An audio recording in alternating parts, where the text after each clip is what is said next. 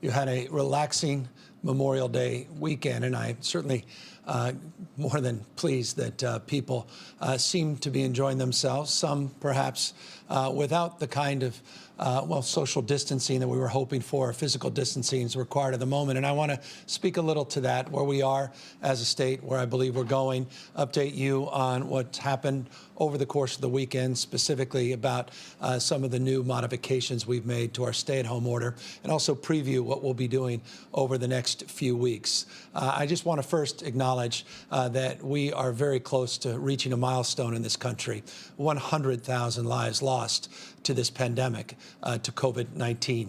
In the state of California, we're coming close to 100,000 cases, 100,000 Californians that have tested positive for COVID-19. And while we have fared a lot better than other states as it relates to the mortality, the number of deaths in the state of California as it relates to this pandemic, by no means have we been immune. We have over 3,800 human beings that have lost their lives since the beginning of this pandemic.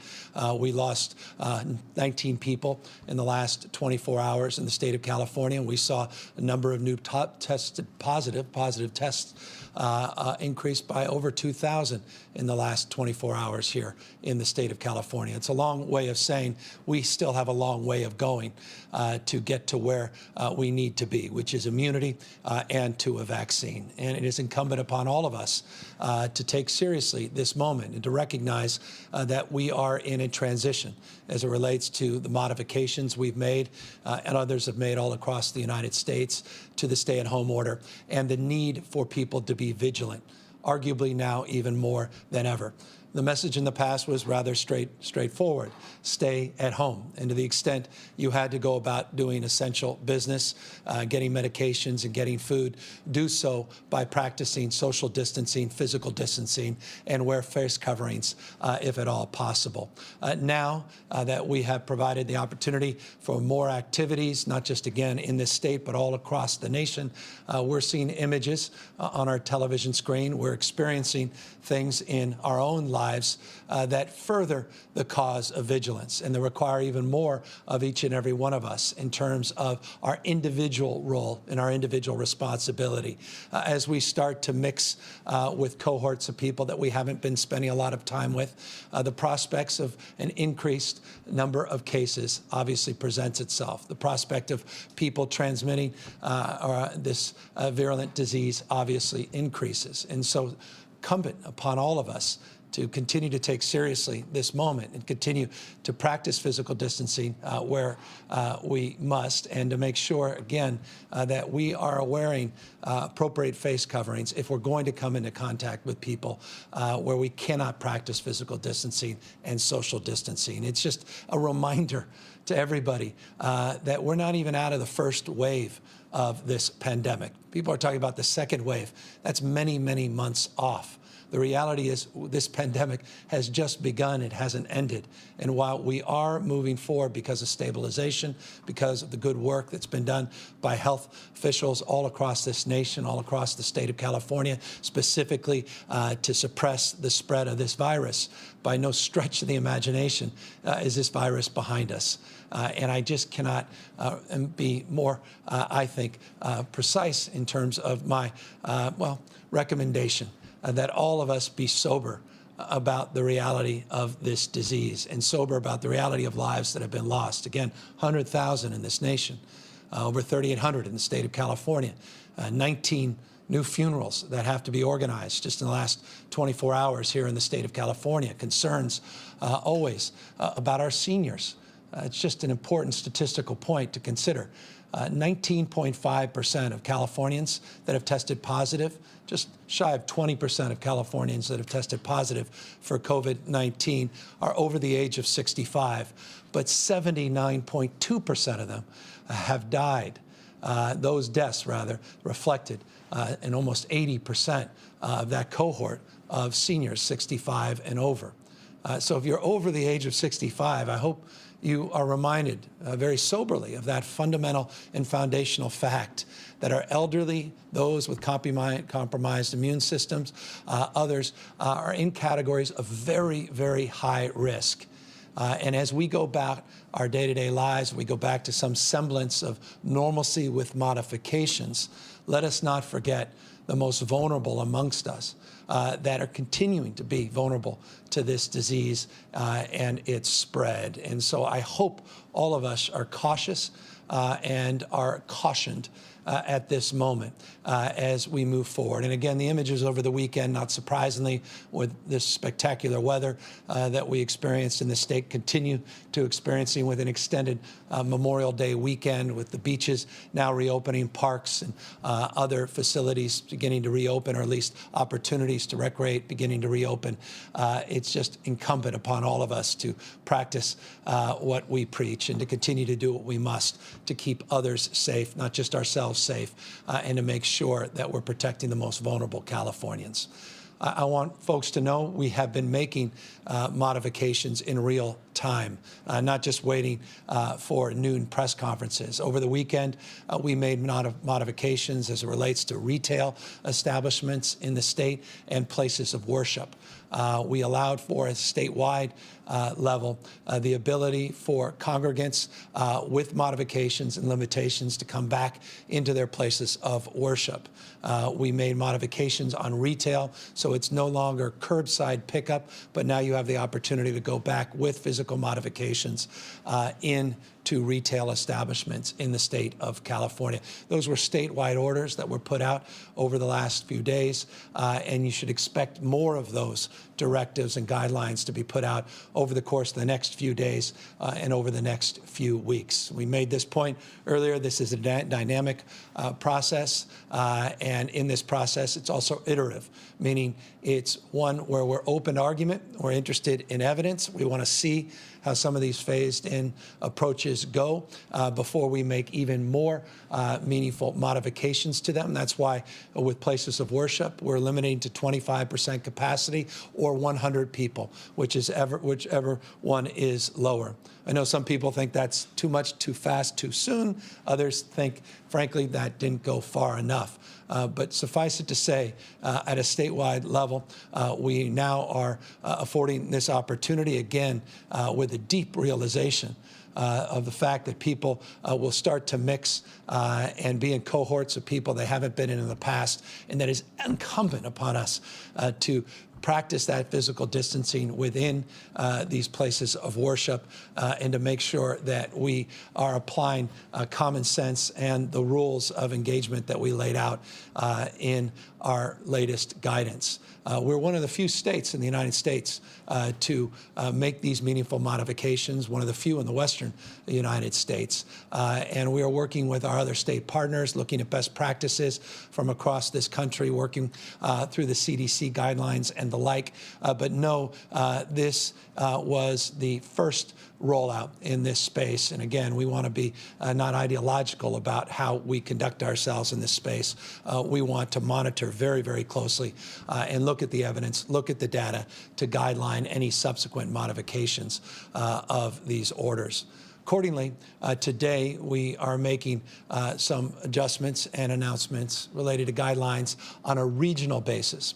I'll remind you, we have statewide guidance modifications, and we have these variances, these regional variances, which have self-attestations, people basically attesting at the county level, local elected officials and health officials attesting at the local level that they have containment plans and they have plans to protect their citizens from the spread of this virus. 47 counties have self-attested to having those plans of actions in place as it relates to PPE, having the adequate number of testing, ability to cohort individuals that have tested positive or have come into contact with someone who's tested positive, a focus and frame of really beginning to protect the most vulnerable in their counties, be it the skilled nursing facilities, our homeless, those in other congregate facilities, including our corrections facilities. That is part of the attestation process.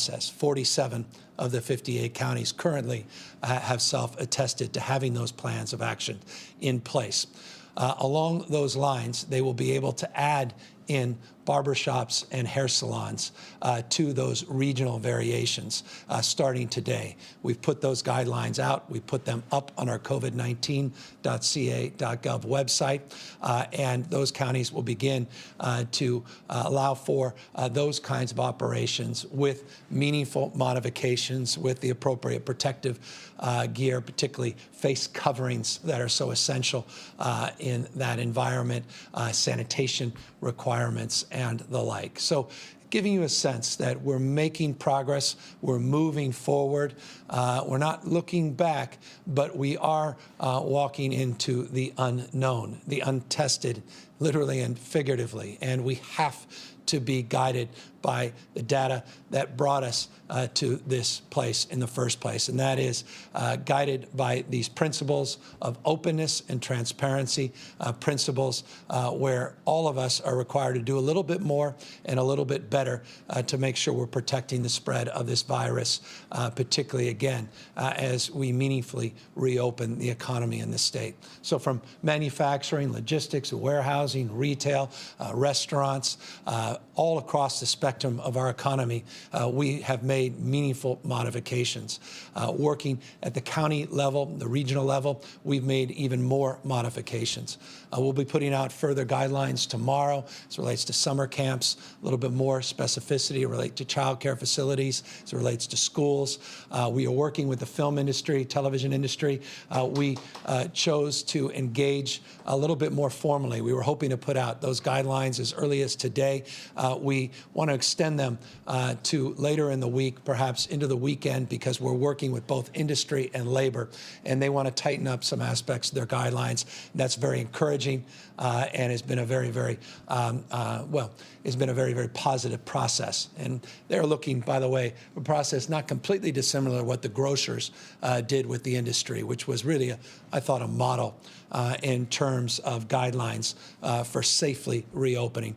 It's a way of suggesting this dynamic process of engagement across the spectrum of businesses and business sectors and across the spectrum regionally across the state of California.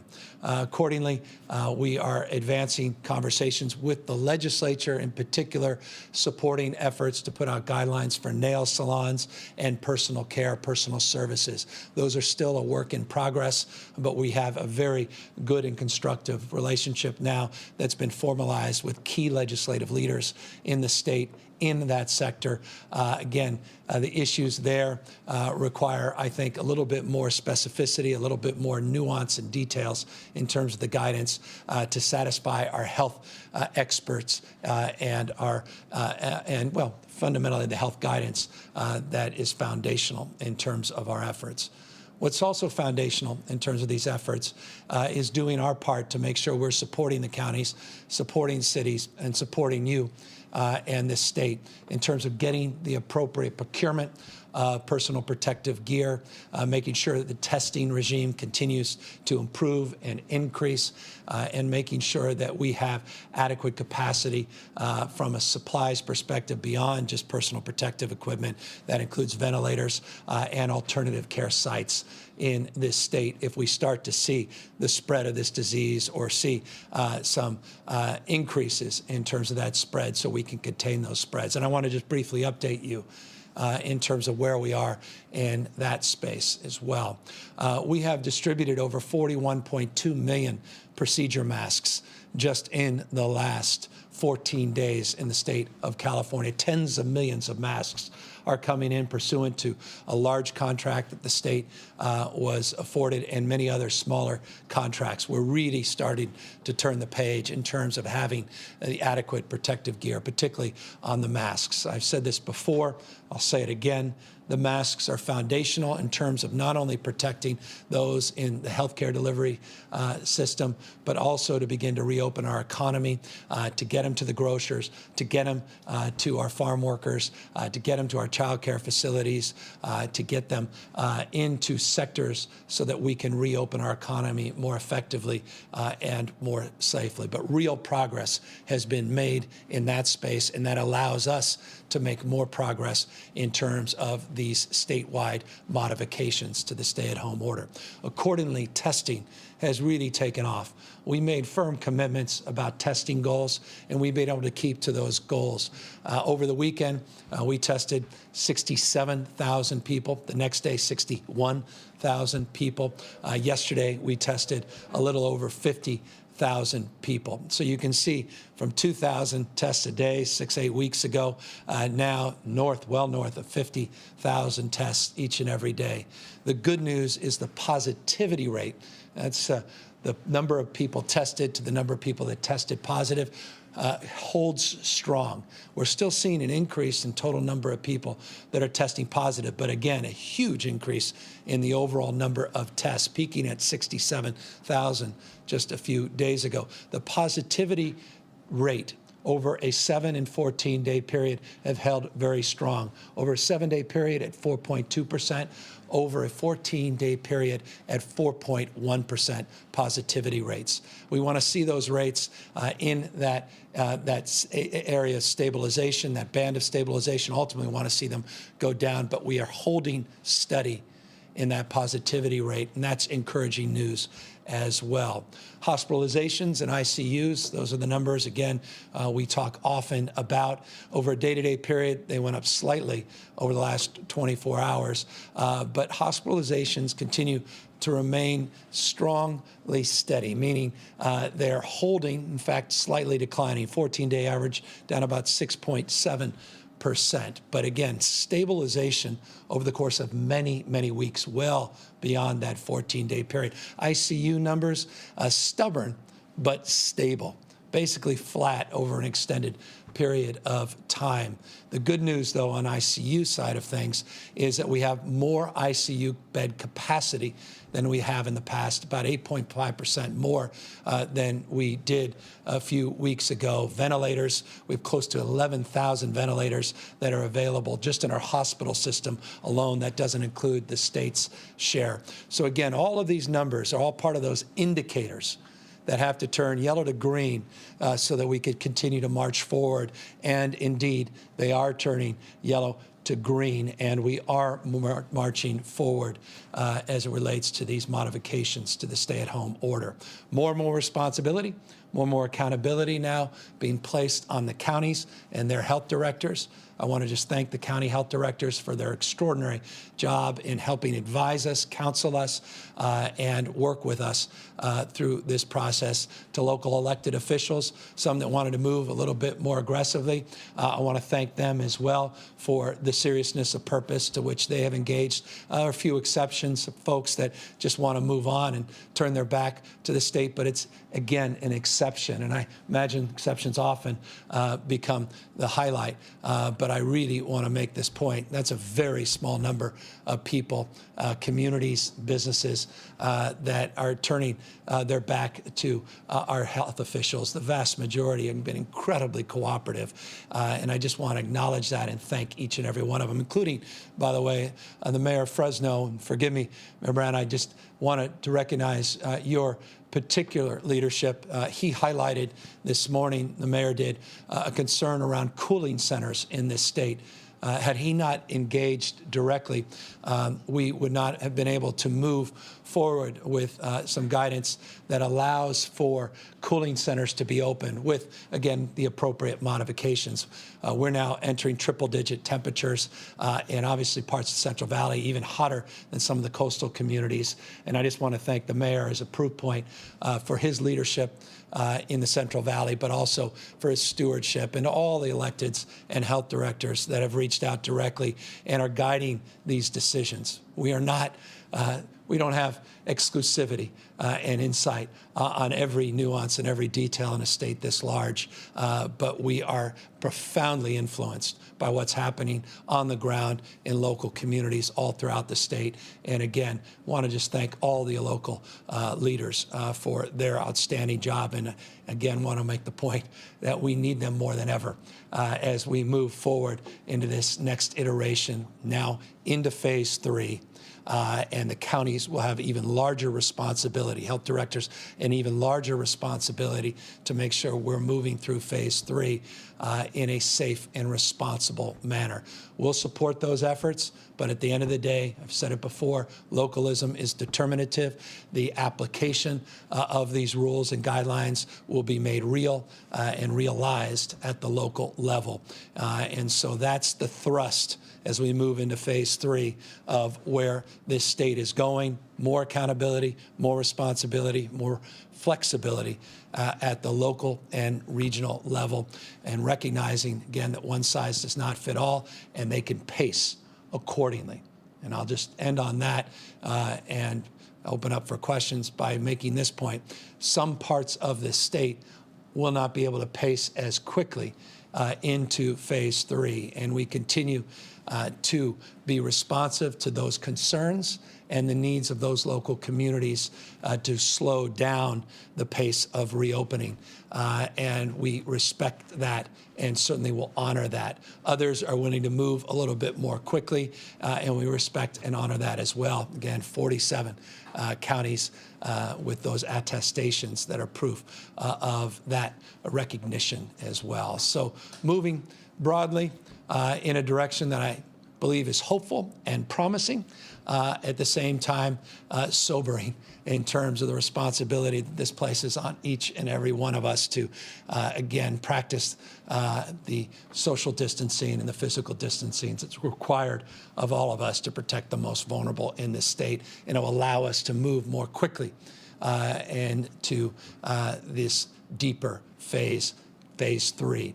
Again, phase 4 is about concerts. It's about large festivals.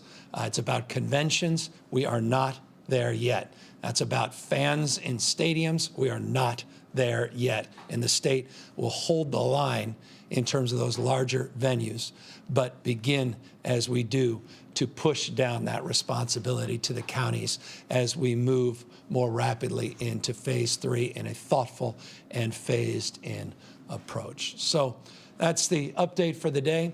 A lot of movement over the course of the last few days through the weekend. A lot of movement to expect and anticipate through this next week, and a lot of progress being made in the spirit of collaboration that defines this moment in our state's history. So again, thank you all the good work of our team, Sonia Angel and Mark Galley, and all the outstanding leaders in our Department of Public Health, again, and all the health directors at the local level and local elected officials. Thank you for your guidance. Thank you for your counsel as well as we move through this next phase together. With that, happy to take any questions.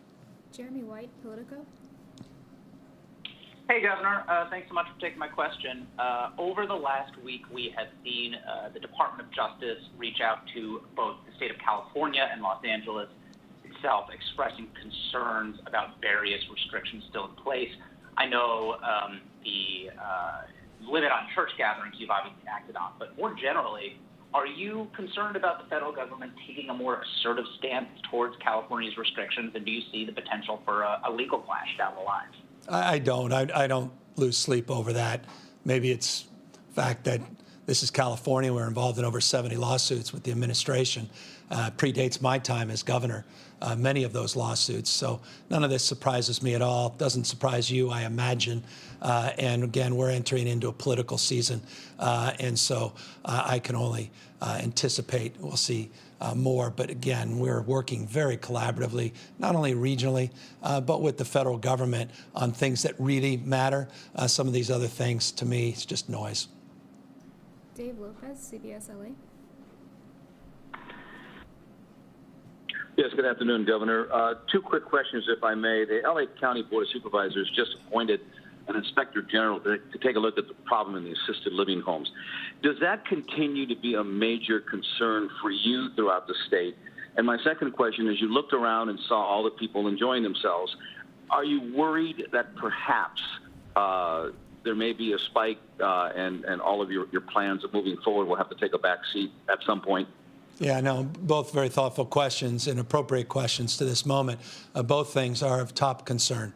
That we go back to some sense of normalcy with amnesia, that we forget the past, we forget the fact that we're meeting a mark of shame in this country, that 100,000 souls have lost their lives, that this pandemic continues, that we're seeing positive number of cases increase, not decrease, even though we're seeing stability here in the state of California and positivity rates holding strong.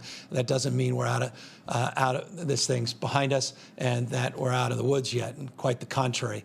What has made the difference, we believe, in the state of California was moving swiftly and acting with a sense of urgency on our stay-at-home order and people practicing physical distancing, social distancing at scale that we believe led to these stabilizations. It led to this stabilization.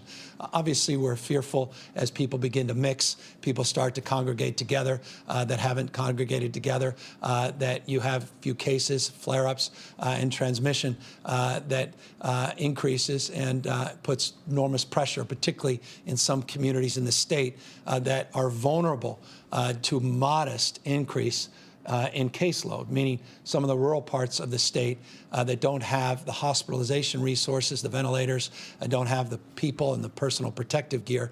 Those are parts of the state we're particularly concerned about and will maintain a sense of vigilance as it relates to our focus. Accordingly, we're going to maintain vigilance with regard to skilled nursing facilities, assisted living facilities, our senior and adult daycare homes. You may have noticed just a few days ago, Dr. Galley and his team put out new testing criteria for skilled nursing facilities.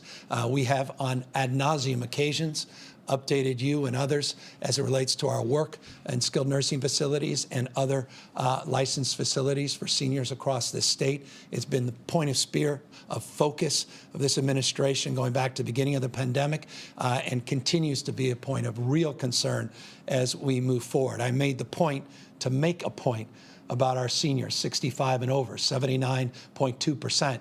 Again, those deaths are reflected in that age cohort. And the vulnerability, particularly in these congregate facilities and assisted living facilities, skilled nursing facilities, is self-evident, particularly in Los Angeles. And I appreciate the frame of your question and where it emanates.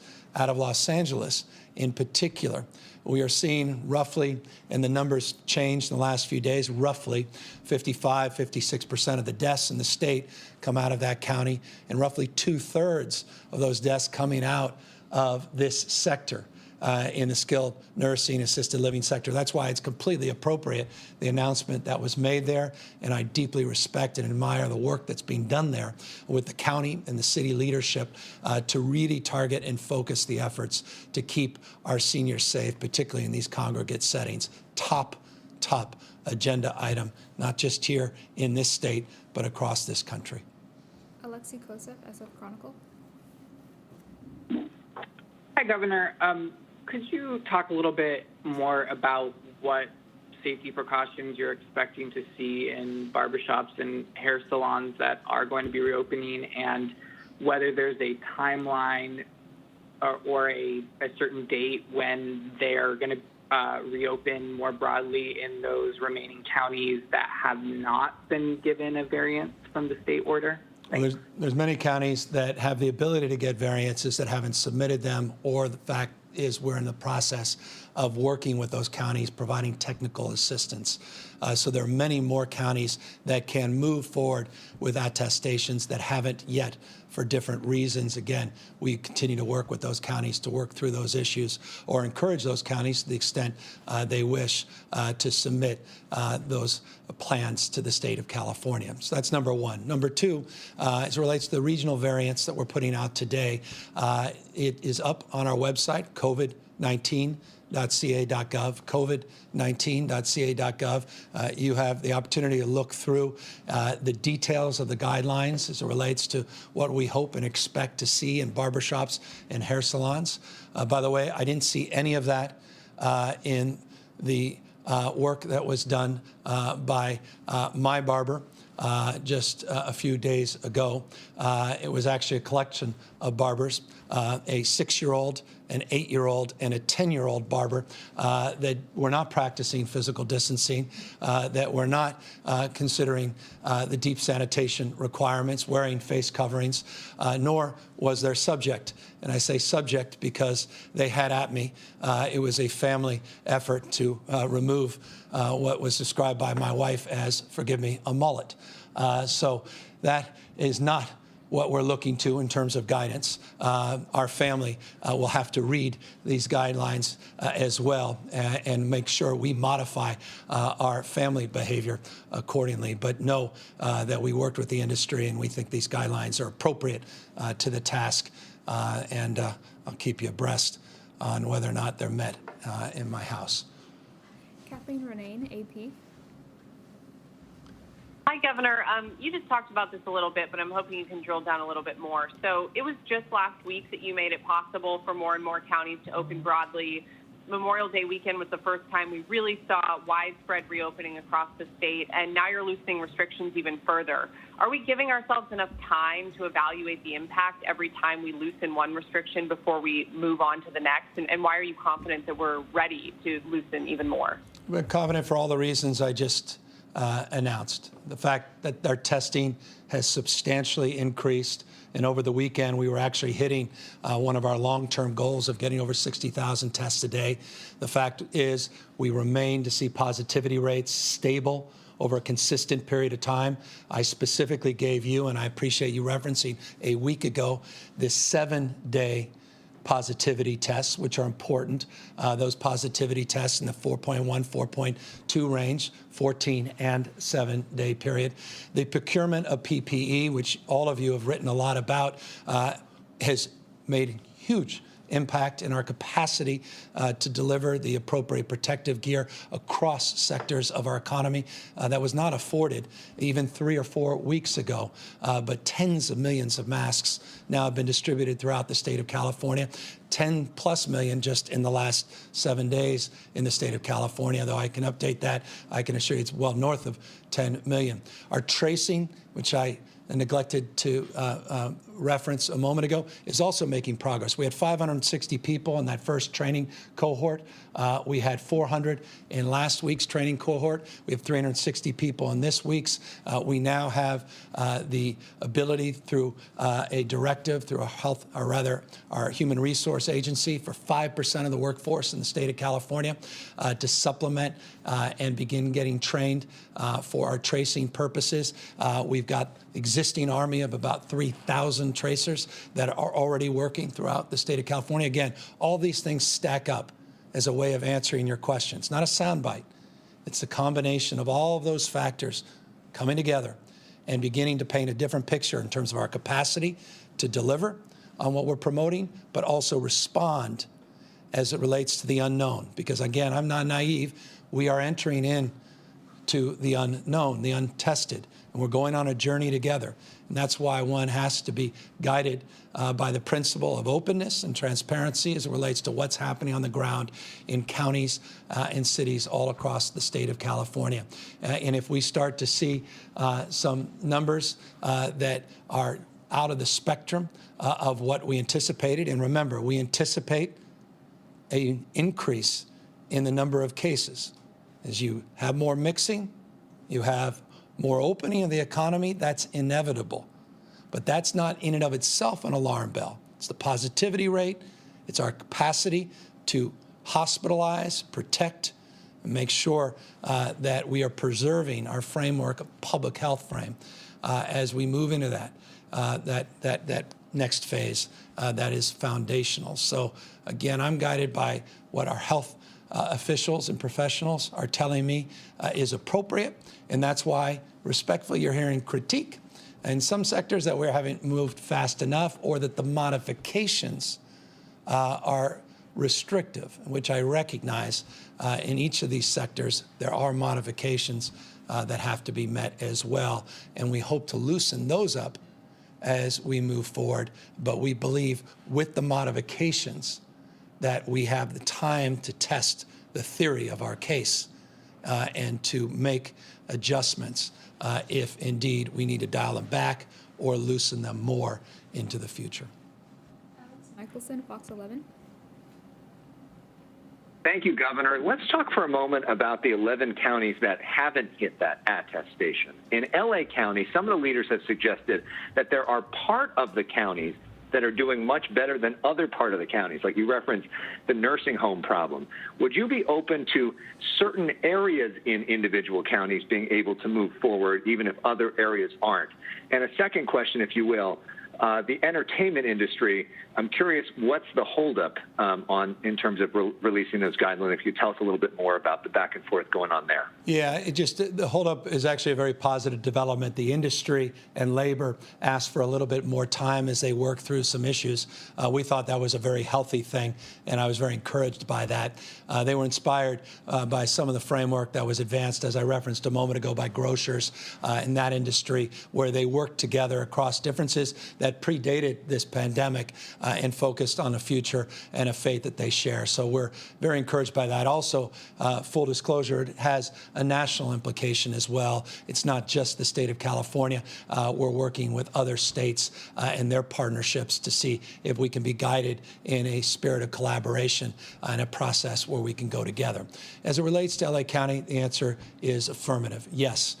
We've been working with LA County officials, a tremendous partnership with their leaders, and we have had those conversations specifically about the county of LA in particular, its size and scope, its budget. It's as large as many, many states in our union. We look forward to working with them more substantively and specifically about areas that they would recommend. Again, their health director talking to our health director, and obviously you may know this, it may not be obvious to others, but our current Health and Human Service Director comes from LA County, deep roots there, and has deep recognition of that request in the context of the geographic disparities and the spread of this virus being disparate among different regions within that county. Nicole Nixon, Capital Public Radio.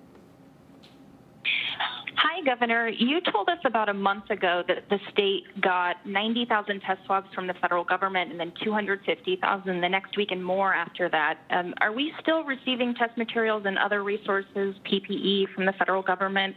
What are those and how often are they coming in? Yeah, I can provide you that list in terms of the details. You saw from the numbers 67,000 tests, 61,000 tests, over 50,000 tests. That's the last 3 days.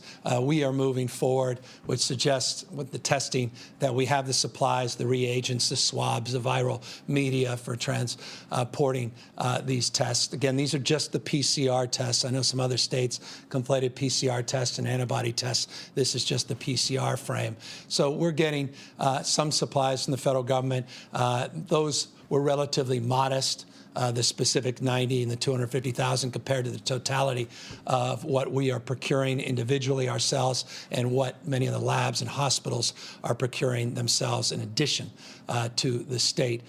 So, look, we're getting more supplies, but we're not waiting around for the federal government to resolve or solve many of these issues, and that includes on the PPE. Vast majority of the procurement on PPE, as you know, we've done directly as a state in partnership with FEMA, which is definition the federal government. And I just want to reinforce that. FEMA has been an incredible partner, maintains itself in terms of their status, from my humble perspective, of excellence across the spectrum, not just our regional director, but the entire team at FEMA. That's a strong partnership with the federal government, with the administration. And so I think one has to expand the definition of support and consider that foundational support as it relates to many of the programs we've announced in the state, and so much of our procurement is done in council and in partnership with those federal agencies, substantively led by FEMA. Final question, Ashley Zavala, Cron 4. Ooh, look. Hi, Governor. Just seeing if you saw the president's tweet today about mail-in ballots and hoping that you stop it because it could be substantially fraudulent. Well, there's no evidence of that, respectfully. Quite the contrary. There's been many, many studies, three reviewed studies, one from Loyola Law School and one from Washington Post, another from the George W.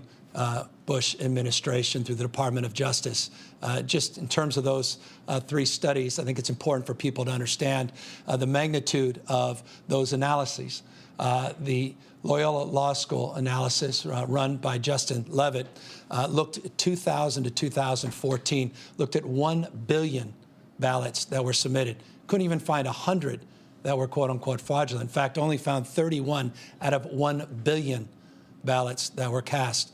George W. Did a 5-year review through the Department of Justice. They found no major voter fraud, in fact, no fraud of any meaningful impact. We also saw a more recent example of 135 million ballots that were reviewed within the Washington Post that wrote extensively about this. They found just 4 incidents of individuals not doing the right thing. By the way, each and every one of those, all 31, all 4, should be absolutely reviewed, researched, addressed, and there should be sanctions for people that are doing the wrong thing. But the reality is, overwhelming majority of people are doing the right thing.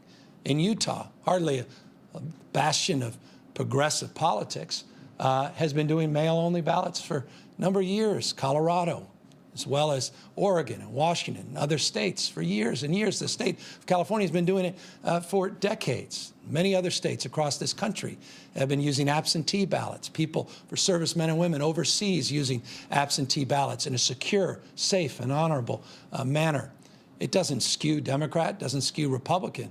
We're just focusing on public health. And we want to make sure, again, in the spirit, I appreciate this being the last question because it connects to the opening statement. I want to make sure that people recognize we are not even through phase 1 of this pandemic. And the reality is, when we come in to the next flu season, potentially the next COVID-19 season, it's around election time. And the last thing we want to do is deny you your fundamental right, hard-fought right. Just had Memorial Day weekend. People literally living and dying to protect your freedom to vote. That's what a democracy, foundation of a democracy is built on. Freedom and the right to vote. People literally giving their lives to that cause, to defend your freedom to vote. I don't want to deny you that right because of public health.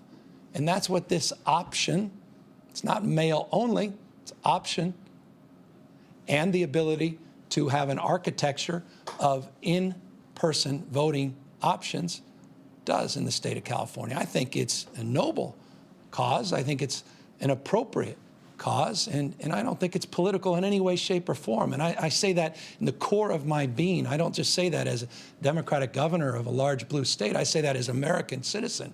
I say that as someone who believes deeply in democracy and believes in the cause of encouraging people to exercise their right, their privilege, their freedom to vote for or against, pro, con, whatever one chooses to do, but to do it in a safe manner. And we'll do it in a responsible manner and to provide those points of access. And again, I don't know the benefits of politicizing this because I don't think it deserves to be politicized. This is a health issue, and it's an issue on the basis of principle that we advanced it here in the state of California, and I hope and encourage others to consider the same, and I hope we can temper our comments on the other side, though I recognize we're in a political season.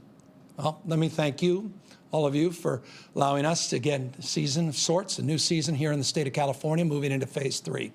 Allowing us that privilege and opportunity is because of the work of 40 million Californians. Let me thank each and every one of you, those that have exercised their voice of frustration, those that have exercised your voice of concern and consternation. Let me just express deep appreciation to every single one of you for meeting this moment, for doing what you needed to do to allow us to build our capacity, to build a system of support that if and when, and we are now in that process of moving into phase 3, when we reopen this economy, that we are prepared for the unknown and do so again with a deep realization of our responsibility, collective responsibility to one another to continue to suppress the spread of this disease until we get those immunizations, till we get immunity. And until then, we have to live with this reality, but we are doing so together in remarkable ways, and I could not be more proud as a Californian to be your governor at this time, and more proud of each and every one of you for doing what you have done to allow California to get to this point in just 8 or 9 weeks, and to begin that process of reinvigorating the California economy so we come back more resilient, more capable, more stronger than ever. And that, mark my words, will happen as long as we continue to take seriously our responsibility and make sure we take seriously the issues that brought us to this moment in the first place, and that is COVID-19 and the insidiousness of this virulent disease that has to be tamed and defeated, and we'll do it together. Thank you all very, very much.